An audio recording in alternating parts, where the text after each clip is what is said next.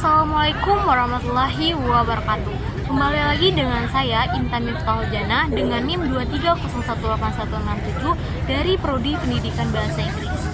Nah, baiklah, di sini saya akan menganalisis materi dari pengantar kewirausahaan, yaitu analisis peluang dan ide wirausaha. Kok pembahasan ini terdapat dua hal, yaitu yang pertama analisis lingkungan bisnis dan peluang usaha, dan yang kedua ide dan gagasan wirausaha.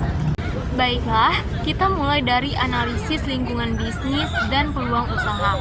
Analisis lingkungan bisnis adalah proses pemahaman mendalam tentang faktor-faktor internal dan eksternal yang mempengaruhi operasi dan pertumbuhan suatu bisnis.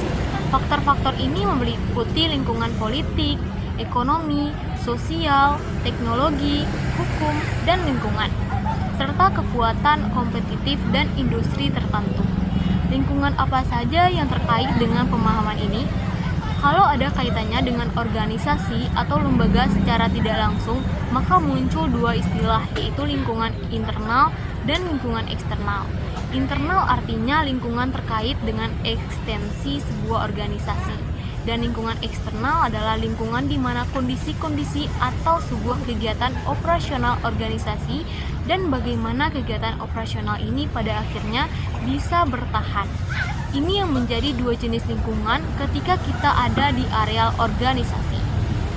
Lingkungan eksternal pada akhirnya terbagi menjadi dua lingkungan. Yang pertama terkait langsung dengan kegiatan operasional lembaga dan operasional organisasi, atau seringkali dinamakan lingkungan mikro dari organisasi, dan lingkungan yang tidak terkait secara langsung dengan kegiatan operasional organisasi atau lembaga, atau sering juga disebut dengan lingkungan makro.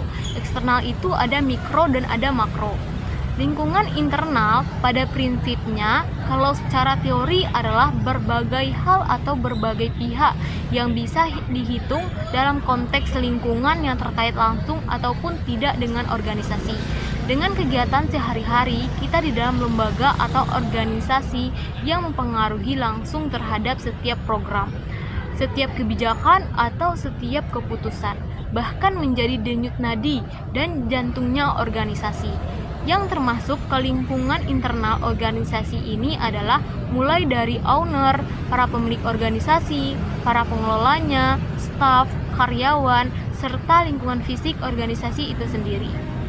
Kegiatan bisnis akan menjadi sistem yang tidak terlepas dari lingkungan sekitarnya, termasuk lingkungan mikro dan makro yang tadi. Dalam konsep bisnis, semuanya menjadi satu kesatuan yang tidak dapat dipisahkan. Sistem organisasi yang menjadi utuh ketika melihat dan berinteraksi langsung, yaitu keseluruhan lingkungan dan organisasi bisnis berada dalam satu lingkungan. Dan lingkungan inilah yang dapat menjadi faktor pendorong bahwa sekaligus akan menjadi faktor penghambat organisasi bisnis. Pada dasarnya, ada dua faktor lingkungan yang memberikan pengaruh pada aktivitas bisnis yang akan kita lakukan, yaitu lingkungan kerja dan lingkungan sosial. Dalam melakukan analisis lingkungan bisnis, penting untuk memahami tren pasar, perubahan regulasi, perkembangan teknologi, pola perilaku konsumen, dan faktor-faktor lain yang dapat mempengaruhi kinerja dan strategi bisnis. Analisis ini membantu pemangku kepentingan bisnis untuk mengidentifikasi peluang pertumbuhan dan mengantisipasi tantangan yang mungkin dihadapi.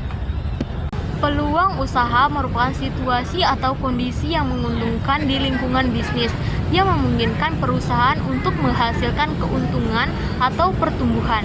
Peluang bisnis dapat muncul dari berbagai sumber, seperti perubahan dalam permintaan pasar, kebutuhan konsumen yang belum terpenuhi, perubahan teknologi, atau perubahan dalam regulasi pemerintah. Dengan melakukan analisis bisnis secara menyeluruh, perusahaan dapat mengidentifikasi peluang usaha potensial dan mengembangkan strategi untuk memanfaatkan. Misalnya, jika analisis menunjukkan adanya permintaan yang meningkat untuk produk atau layanan tertentu, perusahaan dapat merespon dengan mengembangkan produk baru atau memperluas operasi mereka ke pasar yang baru. Demikian pula pemahaman yang mendalam tentang lingkungan bisnis juga memungkinkan perusahaan untuk mengantisipasi risiko dan mengambil langkah-langkah untuk menguranginya. Nah, selanjutnya kita akan membahas ide pokok yang kedua, yaitu ide dan gagasan berwirausaha. Berwirausaha melibatkan pengembangan ide dan gagasan yang inovatif untuk menciptakan nilai di pasar. Ide dan gagasan wirausaha merupakan titik awal dari proses kreatif yang membawa perubahan dan pertumbuhan. Pertama-tama, ide wirausaha haruslah relevan dengan kebutuhan atau masalah yang ada dalam masyarakat atau pasar tertentu. Sebuah ide yang dapat memecahkan masalah atau memenuhi kebutuhan akan memiliki peluang lebih besar untuk berhasil. Selain itu, ide tersebut juga haruslah unik dan membedakan dari solusi yang sudah ada. Agar dapat menarik perhatian dan menciptakan nilai tambah bagi konsumen, gagasan wirausaha juga haruslah mempertimbangkan potensi pasar yang ada dengan melakukan riset pasar untuk mempertimbangkan faktor-faktor eksternal seperti regulasi, persaingan, dan kondisi ekonomi.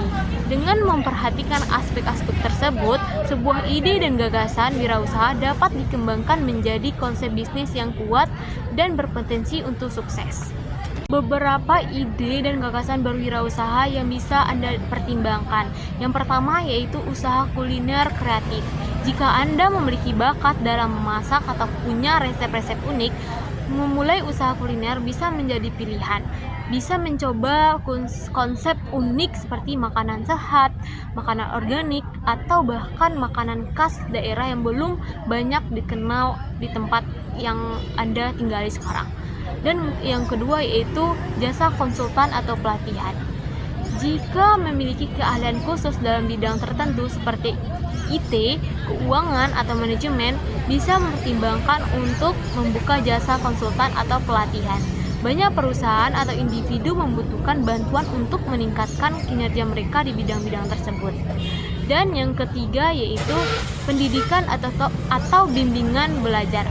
Jika memiliki latar belakang, pendidikan, atau keahlian dalam subjek tertentu, Anda bisa memulai usaha bimbingan belajar atau kursus privat, terutama di era digital seperti sekarang.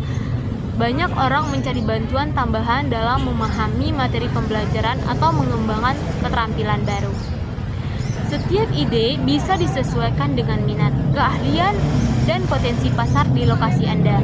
Yang terpenting adalah memiliki ide yang sesuai dengan passion Anda dan memiliki potensi untuk melakukannya. Beberapa tahapan yang dapat dilakukan dalam melakukan analisis ide dan peluang usaha. Yang pertama yaitu pemerataan lingkungan eksternal, yang kedua yaitu analisis industri, yang ketiga analisis pasar, dan selanjutnya analisis kompetitif dan melakukan analisis SWOT. Evaluasi kekuatan stranger, kelemahan weakness, peluang opportunities, dan ancaman threats.